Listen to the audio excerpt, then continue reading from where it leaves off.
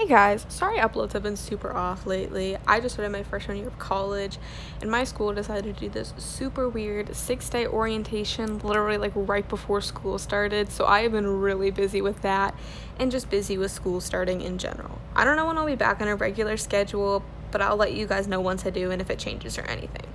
Anyways, I haven't done an unpopular opinion type video in the longest time. Is really what got my channel out there, so I decided to do another one and see how I'd react to some of you guys' unpopular opinions.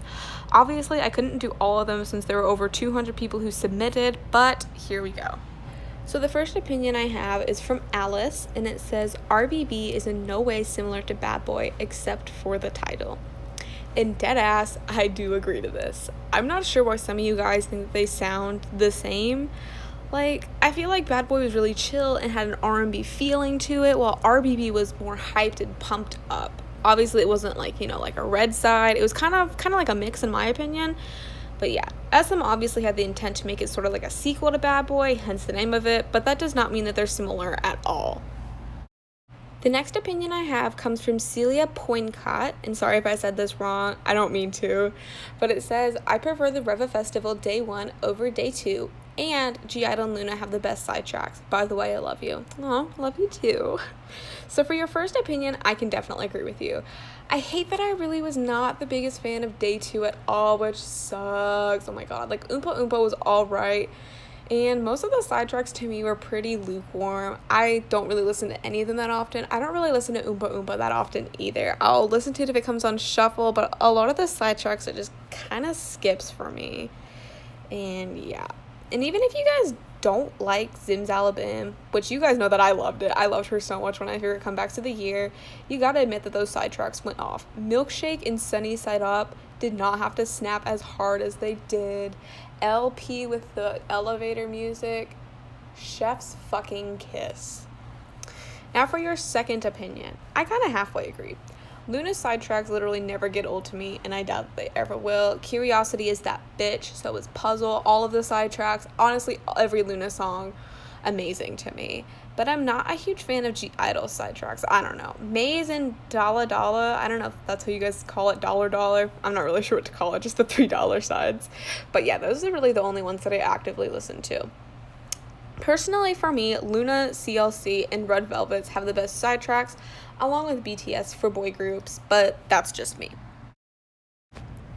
So the next opinion we have comes from Dave Lopez, and he says, I don't think underage people should debut as idols.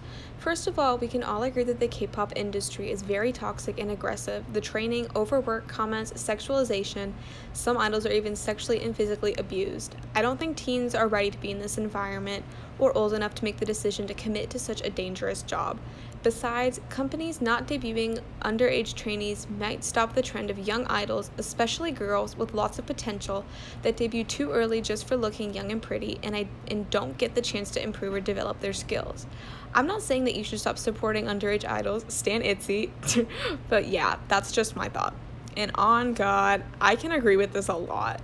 We've seen what K-Nats have done to Kyla, what they're doing to Wonyoung right now. Like, literally, she's going through puberty. She is 15, I believe. I'll correct me if I'm wrong. And she's a young girl.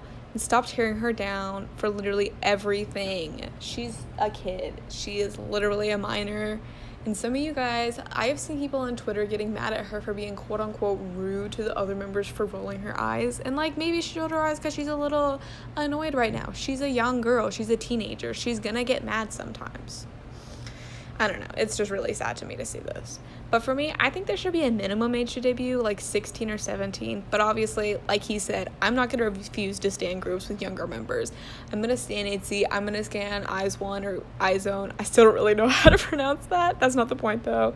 But yeah, I just wish some companies wouldn't let someone so young debut. But yeah, overall, I agree with this point a lot. So the next opinion we have comes from Jungkook's best friend. And they left a few opinions, but I'm going to focus on number 2 and number 4.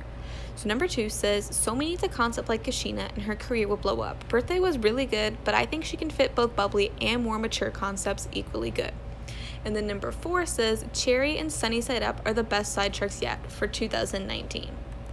So both of these opinions I kind of disagree with personally. I think that Birthday was a great debut and honestly one of my favorite songs from 2019 so far. Somi is fairly young and fits a very teen crush concept, kind of like Weki Meki of teen crush concepts. I know every time I talk about teen crush, I have to bring up Weki Meki. That's my brand, guys. Sorry. But anyways, I think that's very good for her. I think she fits that concept. Maybe in a few years she can do a Gashina type concept, but I don't really know about it right now. I think she just suits more bubbly concepts a lot better. And I also feel like if she did one kind of like that, people would end up getting mad at her for quote-unquote copying Sunmi. So yeah, I think she's good with Birthday. I think she's good with the concepts she has right now. And for the second one, I can actually kind of halfway agree with it. I love Sunny Sign Up. It's probably one of my favorite Red Velvet songs, period. From the year, from all time. Just Red Velvet, that song's so fucking good. She came for blood. But I don't know, I really did not like Cherry on Top as much as everybody else did. Like, don't get me wrong, I liked it. I just wouldn't really go all out of my way to listen to it, or definitely wouldn't say it's my favorite B-side. And I think personally, Sunny Side Up and On Brand for me, I Need You by CLC were probably my two favorite B-sides. But again, that's just me. You're definitely entitled to your own opinion. So next we have some opinions from Laterlon. Sorry again if I said this wrong. They left a lot of opinions, but I had two that I really wanted to focus on. They said, ITZY songs are kind of overrated, and G-Idol's latest title tracks, Senorita and Uh-Oh, are actually boring. I strongly disagree with both of these. I hate when people say that things are overrated. I don't know, it just has a weird connotation to me. It's different when you say songs are overrated. Obviously, it's different when you say songs are overrated than saying groups are overrated. I still just really don't like when people say that. Maybe overhyped would be a better word. I love all of ITZY's songs. I think they all slap. All their title tracks, to me, they're songs that need to grow on me. I gotta listen to them a few times to really appreciate them.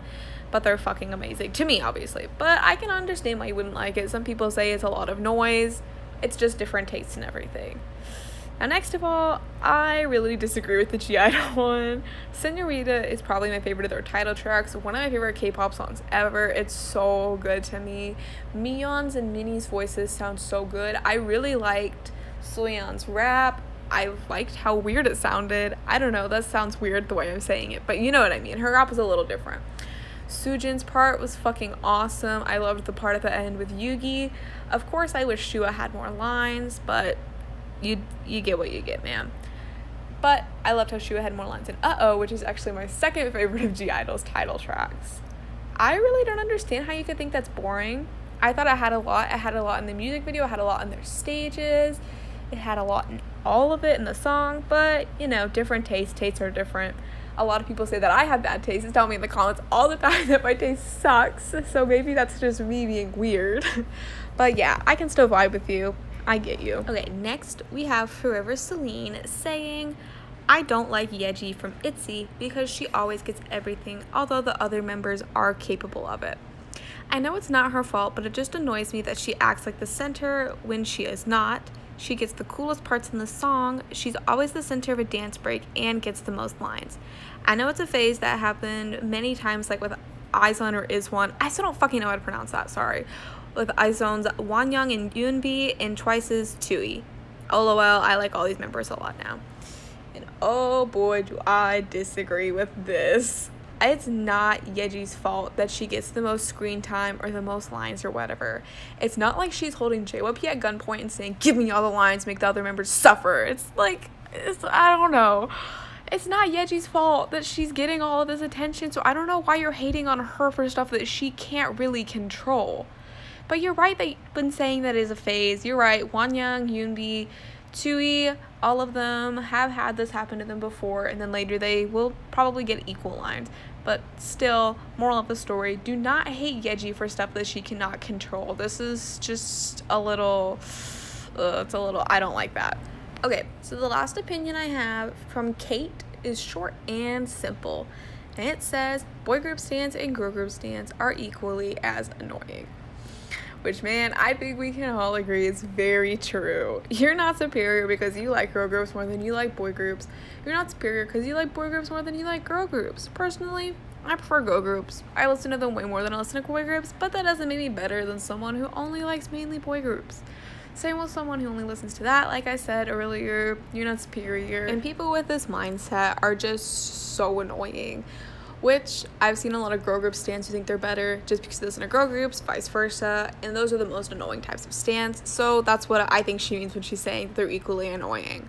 So yeah, moral of the story is you're not better than someone just because of the type of groups you listen to. That's just weird to think that.